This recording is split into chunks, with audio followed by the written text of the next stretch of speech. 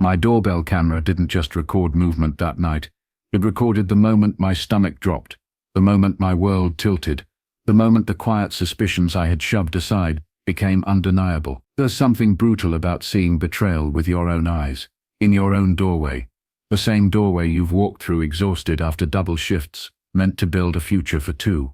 You'd think working until your bones ached would at least buy loyalty, but no amount of sweat buys honesty from someone who's already chosen lies. I remember staring at the little screen, the glow of it cutting through the darkness of my living room.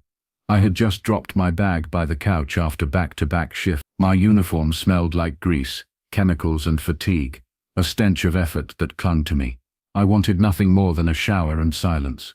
But out of habit, I tapped the doorbell app on my phone, checking the history. I don't know why I did it. Call it instinct, call it God whispering, call it paranoia, but I opened the log. And there it was. The timestamp read 11:47 p.m. The grainy night vision footage showed her opening the door slowly, carefully, like she knew she was doing something wrong. She glanced around, then waved someone in. A shadowed figure slipped past her, close enough that I could see the outline of his sneakers, his hand brushing her back as she closed the door.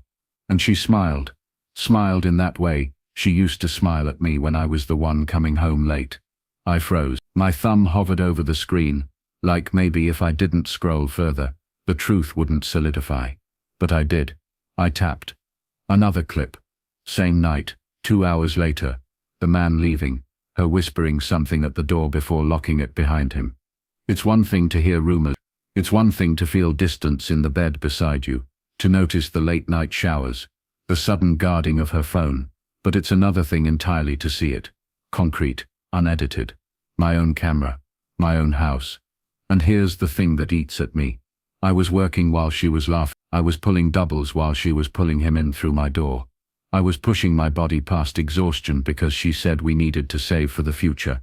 And while I was sweating under fluorescent lights, she was sneaking in her version of the present. I sat there staring at the footage, and my chest felt like it had been crushed. But instead of rage, the first thing that hit me was silence. A silence so thick, it hurt my ears. Then came the flood. Memories, questions, calculations. How long? Who was he? Did the neighbors see? Did they think I knew? Did she laugh about me after he left? Laugh at the idiot busting his back so she could play house with someone else in mine? I wanted to storm upstairs and rip the truth out of her mouth that night. But I did. I watched her sleeping, her hair spread across the pillow, breathing evenly, like she hadn't just detonated our lives. I stood in the doorway, phone in hand, watching her, and I realized something. The woman I thought I loved, the woman I thought I was building everything for, didn't exist anymore. Maybe she never did.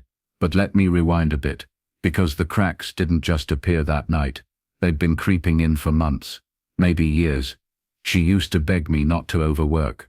One job is enough, she'd say, sliding her arms around me in the morning. But then the complaints started, the bills piling up, the vacations we couldn't afford, the cars her friends drove, and I wanted to give her everything. So I picked up doubles. I took extra shifts. I told myself it was love fueling me. But looking back, I see how it broke me down, and gave her space to build her secret. There were signs, if I'm honest. Her phone always flipped face down. The sudden gym membership when she hated sweating, new lingerie tags in the trash that I never saw on her body, a perfume I could smell faintly on her skin that didn't sit on our dresser. I noticed all of it, but I explained it away because the alternative was too painful to consider. That night, though, the explaining ended. I didn't sleep.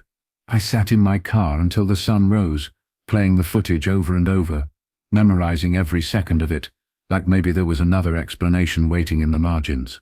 There wasn't. It was what it was. Betrayal.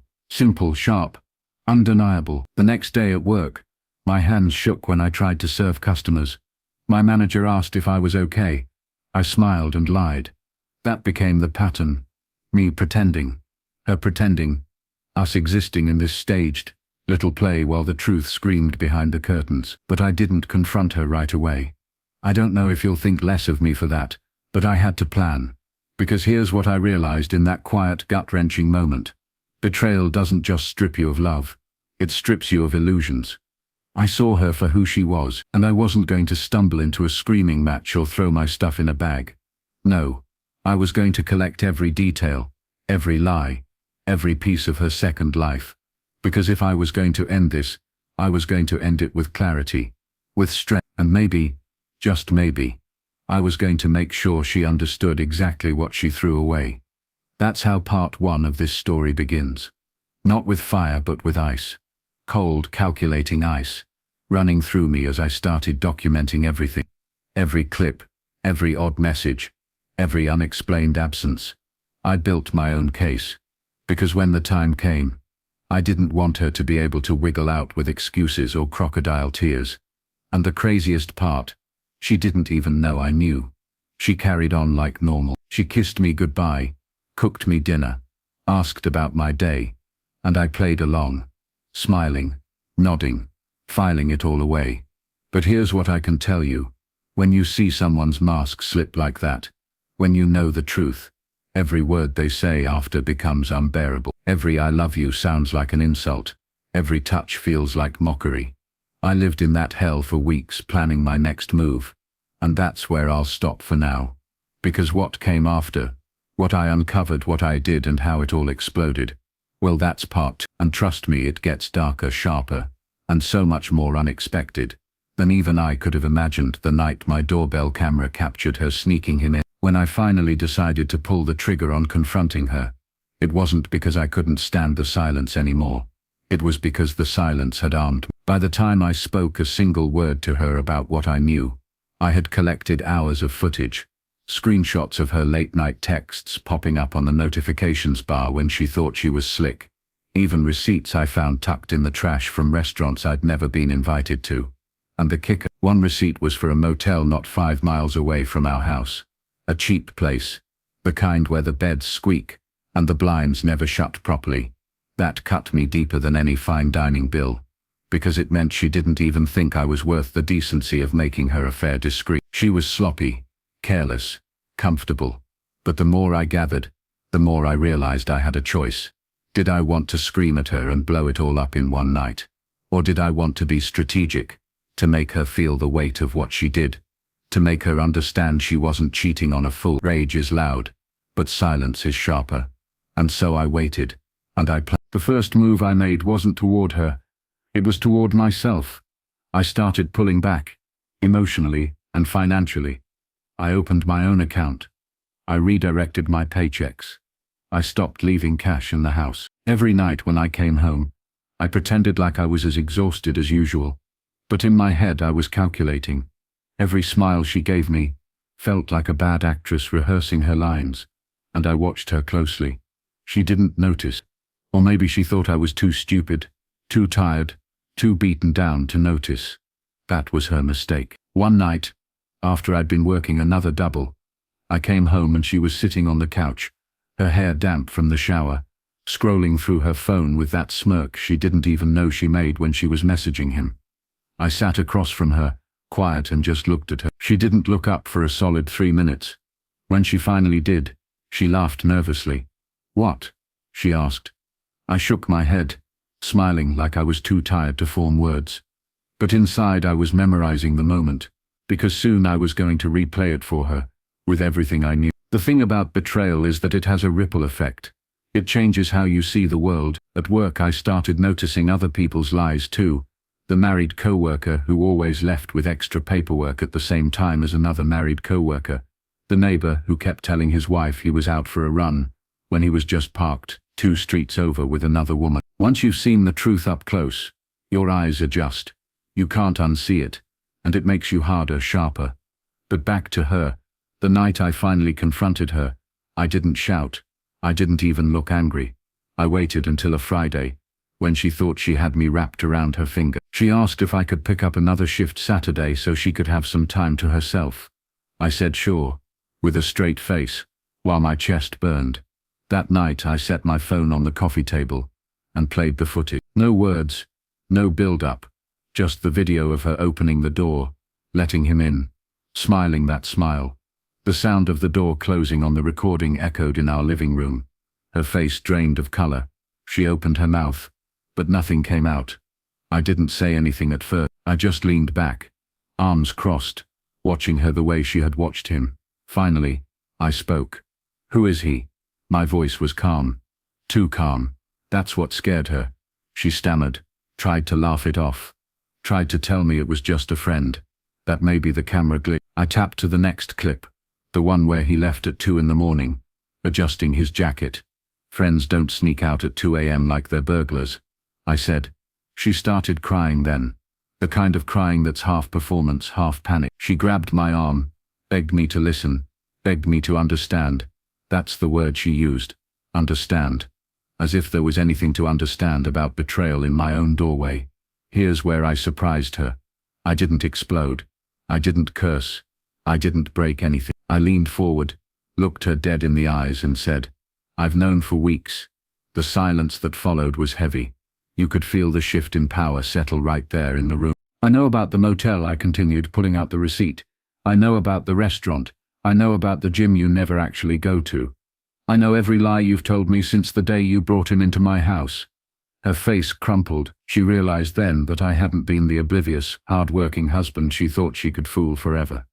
I'd been documenting her downfall piece by piece. I told her she had a choice. She could pack her things and leave quietly, or I could make sure everyone, her family, her friends, her job, knew exactly who she really was.